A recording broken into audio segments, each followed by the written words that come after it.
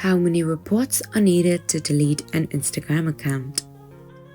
If you are looking for a way on how you can delete your Instagram account, then we've got you covered.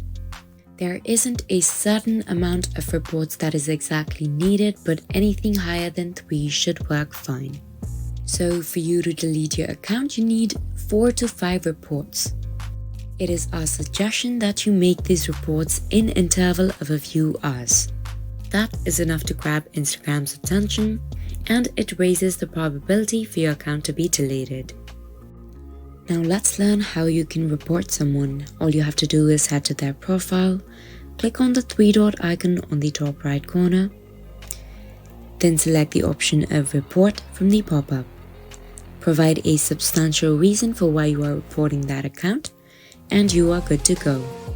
So this is how you can report and delete your account. Hope I was able to help you out. Thank you for watching.